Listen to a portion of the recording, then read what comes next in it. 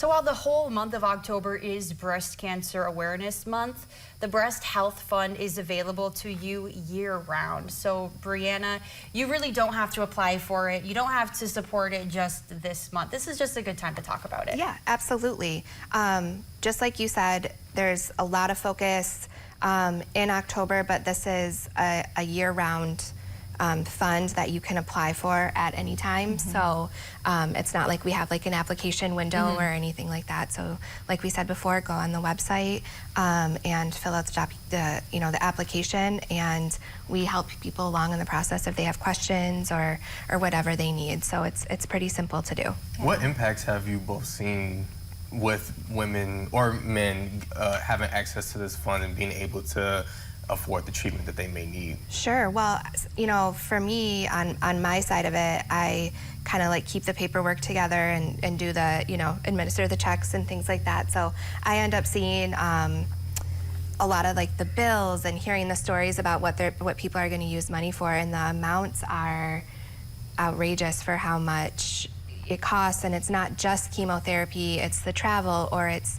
radiation, surgery, reconstructive surgery. There's so many components of it. So I've really seen people reach out at a lot of different points, to use it, for a trip to Mayo for a surgery, or constantly traveling, to Escanaba to receive treatment from, the Western UP and things like that. So each situation is unique, but it really comes down to the fact that it's incredibly expensive, and it would be a burden, even for people who are, pretty prepared for a medical diagnosis. It's a lot. And being here in the Upper Peninsula, it's rural. It puts an even greater strain on people trying to receive care, because healthcare providers can be few and far between. Sure.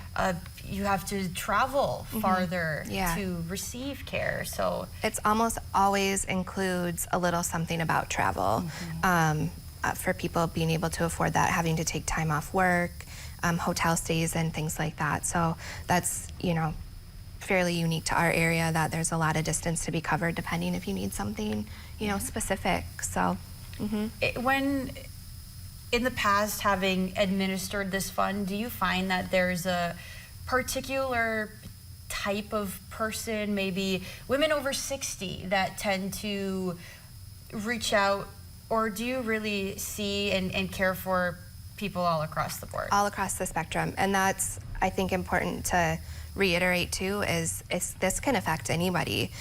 We've had, young people with children, grandmothers. It really can be anybody.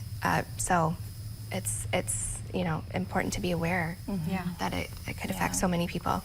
Is it, do you guys find that although it affects the person who is going through the treatment, that it also affects their family member as well, and the emotional burden that can cause on their family as well? Yeah, absolutely. There's been a couple situations where I've needed like additional documentation or things like that, and I've helped some couples through that. The husband is the one who, well, I'm sure I kept, had to keep a list of what they paid and didn't pay, and so it really does, affect the whole family, absolutely. So remind me one more time the website where people can go to access this fund. Yep, it's on superiorhealthfoundation.org, and you can both access the calendar to sponsor a day and support the fund, as well as apply to access the fund if you are experiencing a breast health crisis. superiorhealthfoundation.org. You can go on there today and purchase a day on the calendar, support the cause. I wanted to thank you both for being here. Is there anything else you'd like to let our viewers know about?